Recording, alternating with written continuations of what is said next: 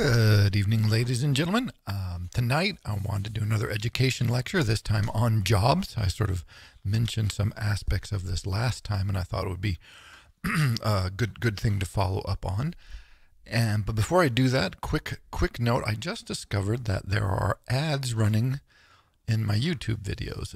Now, I just want you to know that has nothing to do with me. A little research discovered that YouTube changed their user agreement sometime towards the end of 2020 so that they can basically they can do whatever they want. They can put ads on videos even if the person is not requested or checked a box or did anything. So, and so now ads exist. So I apologize for that. I can't stop that. There's no way for me for that not to happen. So the only two things I can really do, one is I can tell you that all of the lectures, or almost all the lectures, are also up at SoundCloud, and I'll put a link to SoundCloud below this lecture. And two, I use an ad blocker that takes out all the ads on YouTube, so I'll put a link to the one I use. I don't even know which one it is, and I have no, I know nothing about technology, so I'm probably the last person you should believe about these things, but it seems to work for me, is all I can say. So I'll put a link to the one I use, and I think it's free too. I don't think I paid for it, so it's a free ad blocker. So maybe that'll help. So sorry about that. It wasn't my idea, forced on me by YouTube, or I guess forced on you by YouTube, really, because I don't watch my videos through YouTube. I have my own copies of them. So I apologize for that, and hopefully they are not too disruptive of the experience, because one reason I didn't want to have ads in my videos is because I just thought it would disrupt the listening experience, and I just sort of help you get focused and in that mindset that we need to be in, so that we can sort of contemplate more complex ideas.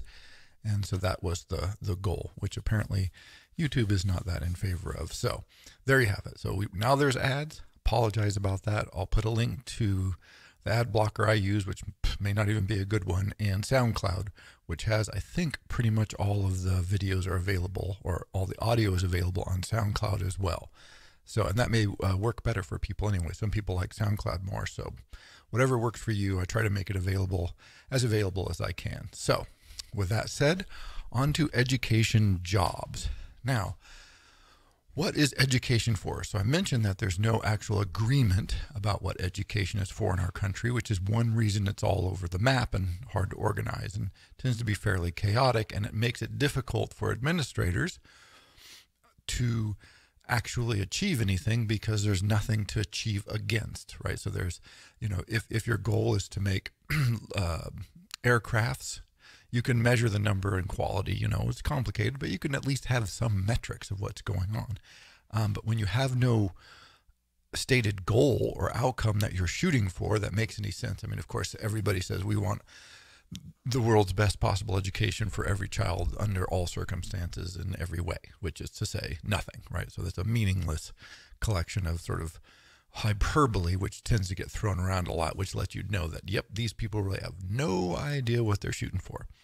So, but the one that comes up most often and sounds the best, it sounds good, is the jobs/economy thing. And these are tightly related. You get I'm sure we've all seen these and heard these. There's an infinite variety of these, and they always say that, but it boils down to basically the following. It's like, okay, kids go to school, they get a good education, they go to college probably, then they get even more education, and then they're able to get jobs that pay a lot. And now there's this differentiation that takes place depending on who the target audience is. If they're talking to the students for some reason, which is relatively rare, but if they are trying to convince them of something, and they'll say the average college graduate will earn, 5 million, some number they come up with, millions of dollars more over their lifetime, or the average college graduate will be unemployed less, which is true, or all of these numbers that they throw out there that say getting a college education and then getting a job really helps you, and if you don't finish high school, your earning potential goes down even further, right? I mean, so it's like, wow.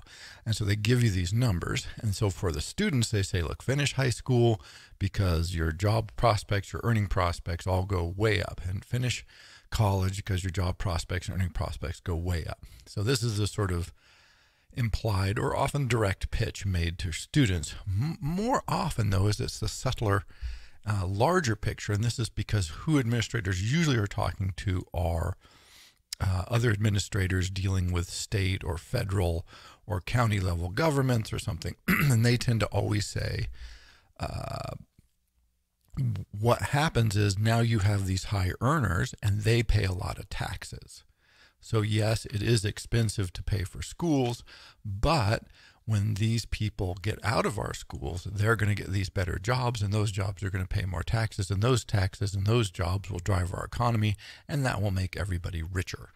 So you have the job for the student. You should get it because your life will be better. You'll make more money. Of course, making more money automatically makes your life better, by the way, as a philosophical tenet. That one has been proven time and time again throughout history. So and then economically, it's the notion of, oh, this will grow the economy of the country, and therefore everyone will prosper. And so the better we can have our students do in school, the better our country will do economically, because once again, we know the country with the most money is the country where everybody lives the best. So great. No philosophical problems on either front.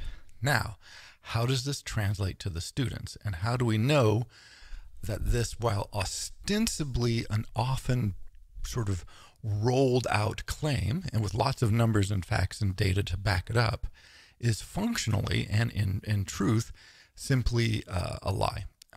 They don't know this, and they don't really care that much about it, and they certainly don't care about the students.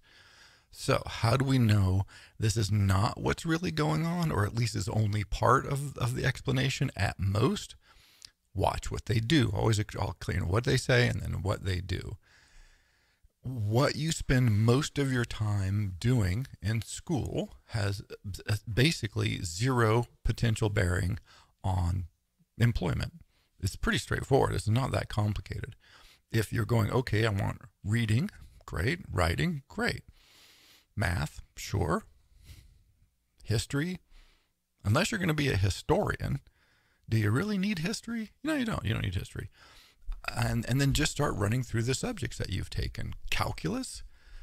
Does anybody need calculus for a job? Somebody does. A few people do. Do we need to teach it in high school? No.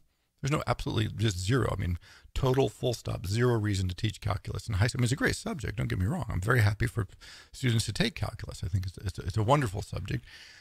Career opportunity wise, if we're trying to get people jobs, it's nearly pointless, right? Maybe not totally pointless. Again, the engineering fields, they like people to have calculus. You can take calculus in college. Lots of colleges have calculus courses. So why are we teaching it in high school? And in fact, many of your finest engineering schools, and with the ones everyone's pointing to, going, oh, you need to go in those STEM fields and go to those good engineering schools, require you to take the math classes at their schools, right? So you can only take a certain number of units or only have a certain number of units counted from any place else because they don't believe anybody else. They're like, oh, you're just giving out easy grades. So if you're going to study at our school, you're going to take our math classes with our teachers because our standards are very high indeed. PE, I mean, we don't want them dropping dead. I guess you have to be very vaguely physically fit.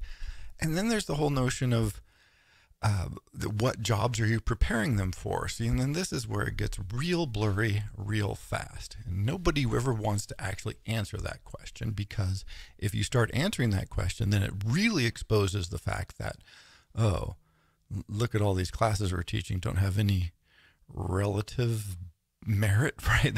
They don't lead to any jobs, right? They're not, I'm not saying these classes shouldn't be offered, by the way. It's just that they have no coherent relationship to any major employment field.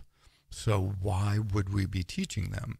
Well, because we're really not here trying to get people jobs. It's just that simple. That's how it works. Even think of a high school chemistry class. Again, totally in favor of high school chemistry classes. Don't get me wrong. This is not going to help you. This does not get you out of college chemistry requirements. I mean, there is, you can take the accelerated ones that do fill this, but basically your high school chemistry class does not help you for college chemistry, because again, colleges want you to take chemistry at the college. They have much different requirements, usually much more strict and so on. And then, so why are you taking chemistry in high school? because you're going to get all those jobs that you get with chemistry without going to college. See, it really, when you start thinking about it, you go, oh, again, I'm totally in favor of teaching chemistry. Don't get me wrong. I'm really, really very much in favor of it. But even that, which is a science class, everybody, science classes, these are preparing our students for what? For nothing. I mean, it's an introduction to chemistry so that when they get into college, they'll have a little basis for the chemistry that they're going to take in college. Potentially. I mean, you could kind of make that stretch, and then you could say, okay, so now our students have the kind of introduction for chemistry that they need to then take the chemistry classes in college that they'll need for those fields that require chemistry as a major component when they enter the workforce. I do not know what the percentage of the workforce that needs to have a very large and significant understanding of chemistry is. It's not big. It's not 50%. It's not 10%. It's probably not even 3%. So maybe 5. I don't know. I mean, it's not a big number. And so you've got millions of students taking a class that will benefit, a tiny percentage of the students who are taking it. So this does not help the other bunch of students prepare for anything. It also would highlight this notion that, a lot of people do things like build houses. A lot of people do things like repair cars. And a lot of people have jobs where they do all kinds of things that are not in any way related to the subjects that we tend to teach in our high schools and colleges often, unless you go to a trade and technical college, which of course, this is what they do, the trades and the technology. So not only is it not a jobs program in general, to the degree it does prepare you for anything, it's only preparing you for a very small subset of jobs. And weirdly, it ignores those jobs that many people get when they graduate high school but don't go to college. So about half of our student population, again, depending how you count dropouts, what colleges you count. So, these numbers are tough to really pin down. But if you can just go with like 45% of graduating high school seniors in some sort of reasonable time frame go on to higher education of some sort. So, it's somewhere around that 45, 50%. Well, those 50% who don't, what career, why not have those trade skills? Why not have for these really very large industries, I mean, massive industries that would like to have and would like to hire people who are skilled in the trades. Maybe you could have a electrical department. You could have a department that does, industrial cooking or restaurant, right? You could have all of these trade schools and all these trade school opportunities available as part of, so instead of taking, say, geology or geography or world history, you would take introduction to framing or concrete work, 1B.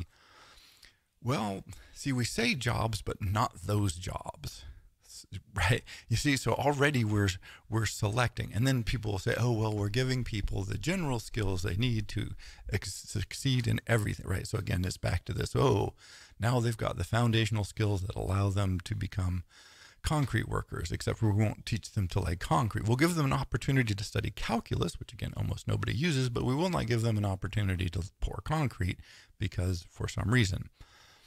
So yeah, you see the problem here? So even when you start talking about it as jobs, it's not really all jobs. It's really the idea that the good students, the students we like, the students we're rooting for, are the students that go to college.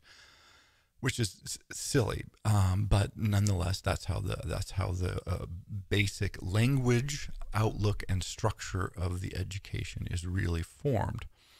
And so when you get to college again, as I mentioned last time, now you've made it to the place that's supposed to train you for a career, right? Now you're in the job factory. What's bizarre about this is what we call liberal education. Comes from Liberia, just means free.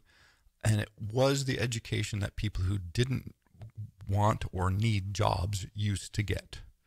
So it is the education for people who aren't trying to earn money with their education. That was sort of the definition of a free education. So if you were an intern or if you were apprenticing in something, well, you were doing that because you had to, because you didn't have any other choices and you have to make a living.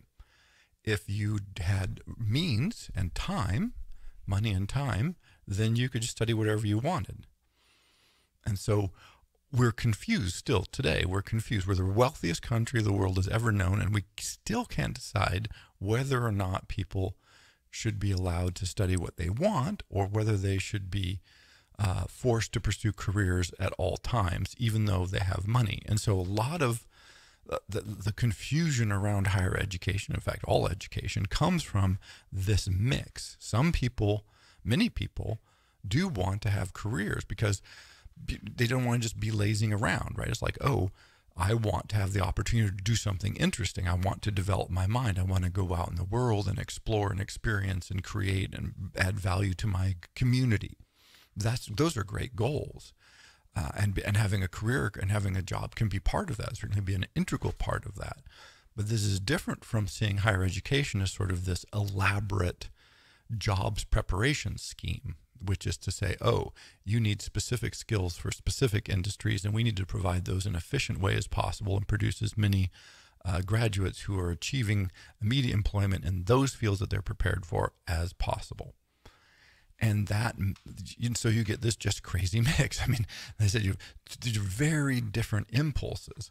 And important to note in here as well, as that makes this even more complicated, is our workforce participation rate is about, I looked this up and now I want to make sure I get the number right. I think we're right around 62%, which means of the adults who are old enough to work, about 62% of them work. Now, of the other 38%, some are in school, right? That's a good chunk. Some are, old and they're retired, so that's a fair chunk.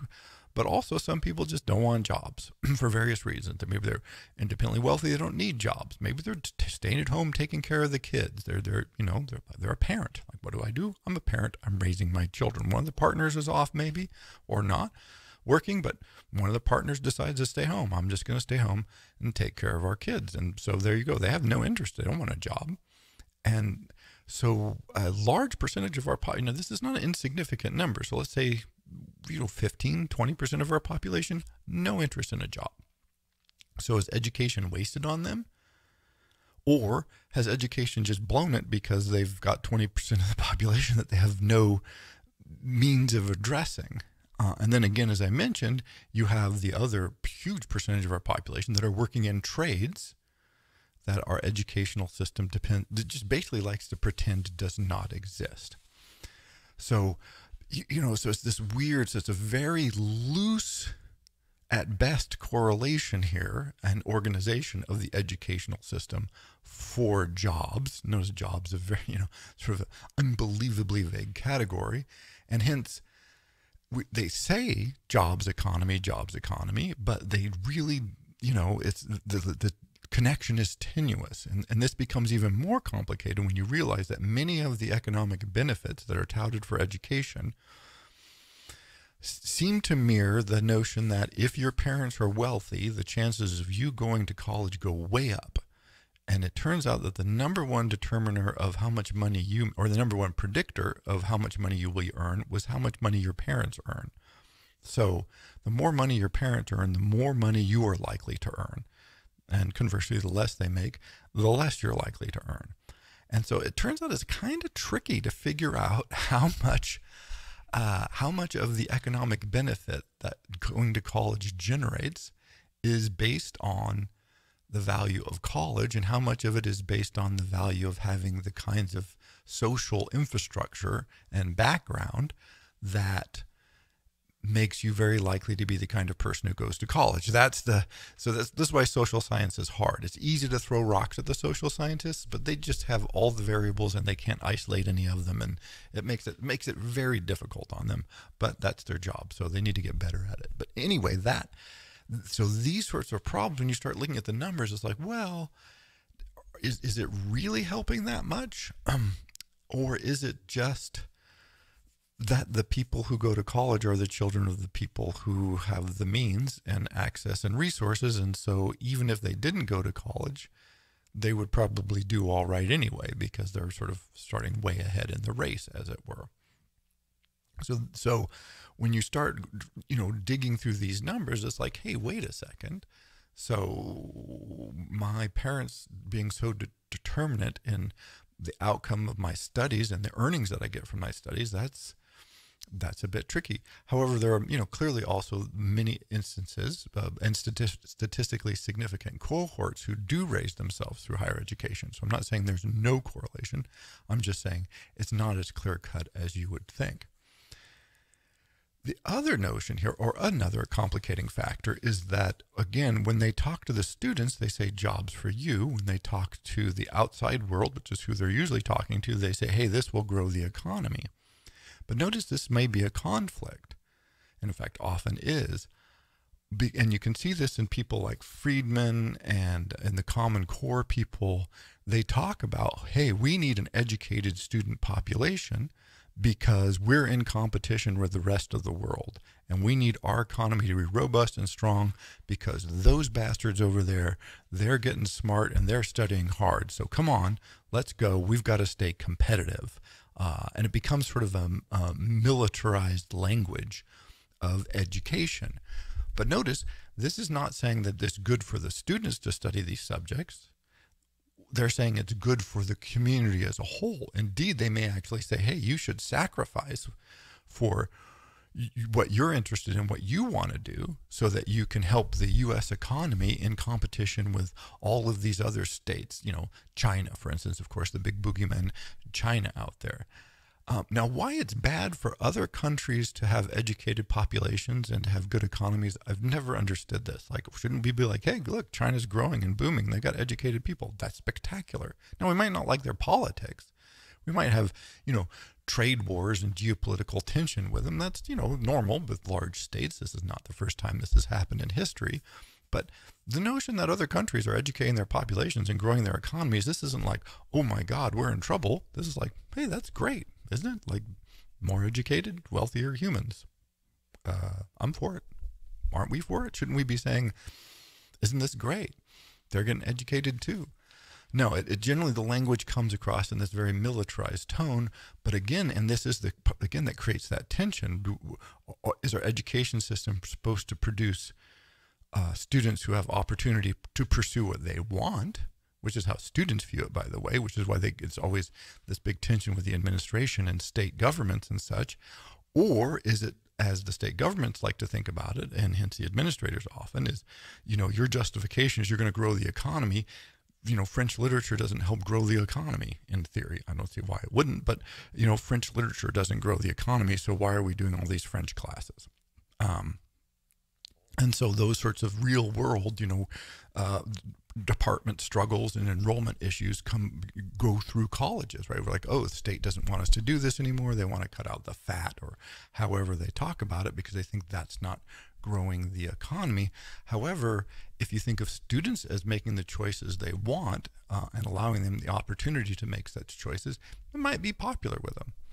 And again, my favorite one is that art departments have decided at major colleges that they have to take on this language. If they don't take on the language of marketing and career and success and, the vibrant international creativities, they have all this crazy language associated with trying to pretend like they're, making significant contributions to the economy of the world, or, they're economic driver and all this kind of stuff. Even if they were, who the hell cares?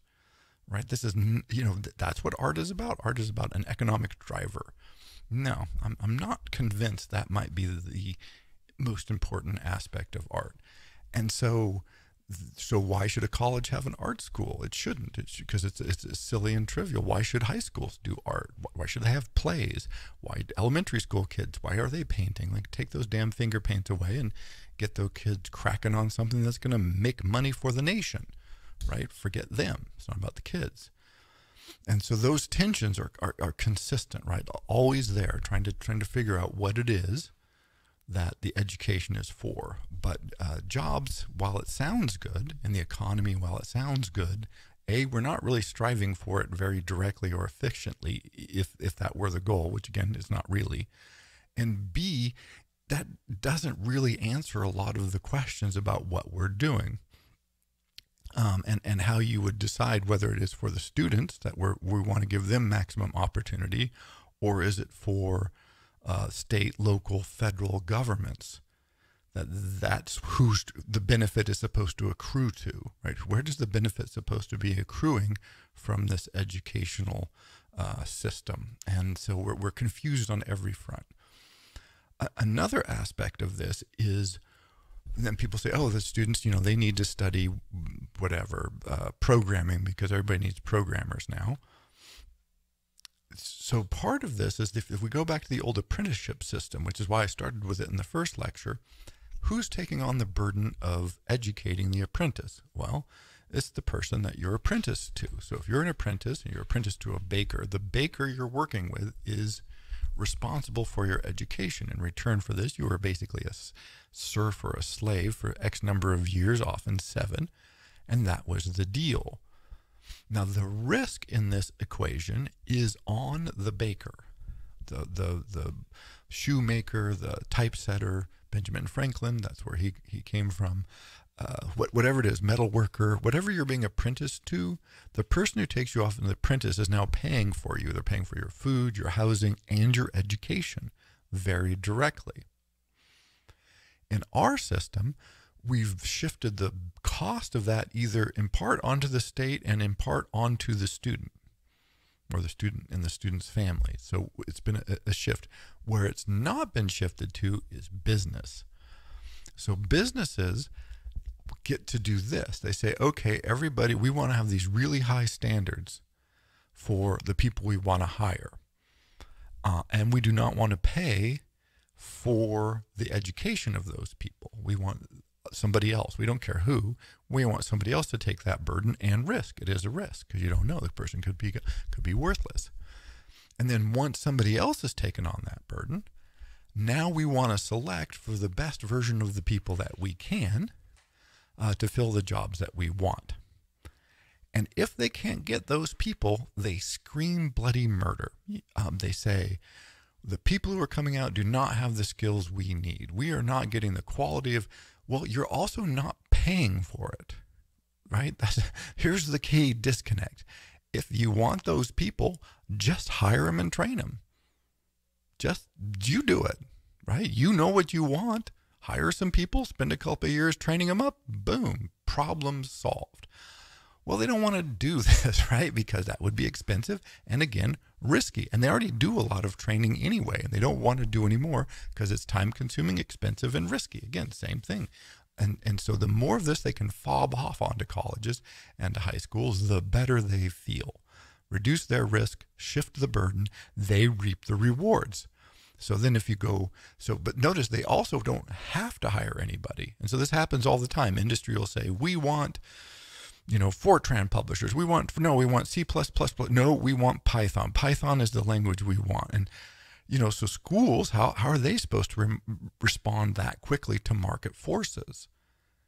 And then the businesses say, well, you're not graduating the people we want. So schools will train up a bunch of people over here. And then all of a sudden that segment either becomes very less attractive, so that there's fewer jobs in there, just vanishes altogether, or something else is shinier the next week. So, mobile programmer, whatever, all of these waves that roll through educational systems. And if you're inside an educational system, you've experienced these waves because they never stop, because all of a sudden it's, again, we all want programmers, or we all want, for a while, actually hilariously for a long time, they said teaching, if you have a job for teachers, you got a job for life, teachers are never fired. And then you had the 2008 economic meltdown, and it turns out that teachers are perfectly 100% fireable. So, these sorts of events, and all of a sudden well, now maybe teaching's not as attractive as it used to be. And so then people switch to others. And so there's all these dynamic forces in there. But one of the problems with thinking about jobs as a driver of education is you're asking students to take on the burden of A, their time, and B, often their money, because they have to pay to go to college in this case. We think of it as a college outcome. And they're assuming all this risk. Well, who's deriving the benefit? The college is getting paid. The businesses get to select whomever they want. And at best, your college student is purchased a ticket. They've picked a lottery ticket, sort of. And they're going, well, in 4 or 5 years, I hope to graduate with a degree. that I'm somewhat interested in and may or may not have market demand. I'm hoping there's some demand for it.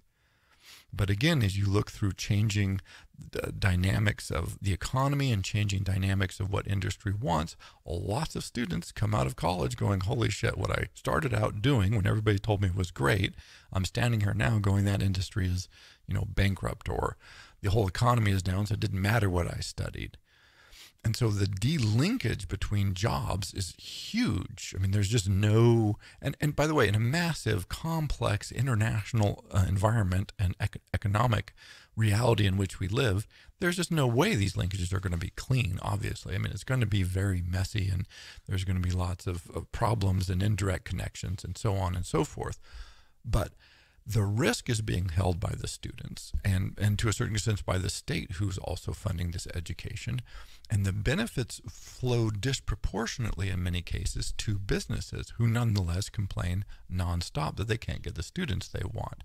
Because, of course, if they want to hire one particular individual and they can't find them, then they think the education system has failed, even though it's not really efficient for the education system to try to produce one copy of something, right? The perfect employee for this one job that you only hire every 4 years.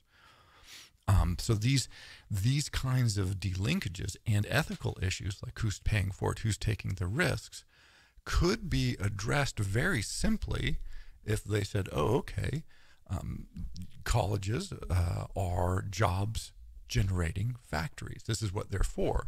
And so we've teamed up with business, and every student we take, we're guaranteeing them a job. You come in, you enroll, you pick a field you're interested in, and when you do that, we already have a business who's paying us to teach you, by the way. So the business is paying for all this, and you just sign up, and then you go your 3 or 4 years. If you're successful, when you graduate, they guarantee you'll have a job. You'll know what your salary is. Everybody is happy. If you really had a jobs theory of education, you would be doing something that looked like this. And this is, of course, nothing at all like what we do. By the way, I think it would be a horrible way to do this. I mean, that's just insane. But it at least would justify the job/economy thing. But as long as we're going to shift the burden of all this onto the students, both in time and money and risk, it seems you should probably shift a lot of the opportunity and freedom onto them as well. And so that is one of the big tension areas that comes to the fore as soon as you really start thinking about this whole education equals jobs things. Because if you go through the whole K through 12 system, and then you go 4 years to college, and then you graduate, you've now put, what is that, 20-ish years of preparation time in. What do you have to have in return to that to make that worthwhile again? What is it that the educational system could have provided for you that would make 20 years of preparation worthwhile? And another way to think about this is think about what you need to do whatever it is that you want to do, or that you're doing that you kind of enjoy and you think is great, and go, did you really need 20 years of preparation to be able to do that? You can think about it in either direction. And those sorts of questions, again, hopefully help, clarify that, yeah, the education system is not about jobs, is incoherent if it were. It's incoherent as it is anyway, but it would be even more incoherent if it really did believe that, which it does not believe that. And that when it talks about jobs, generally speaking, it's talking outside to non-students, and it's making an argument so that the money will keep coming in. And that argument, and it's not meritless, but it's a much murkier case than is often led on. So when people start talking about education and jobs, always take a pause and goes, who's paying for it? What jobs? Who gets to choose?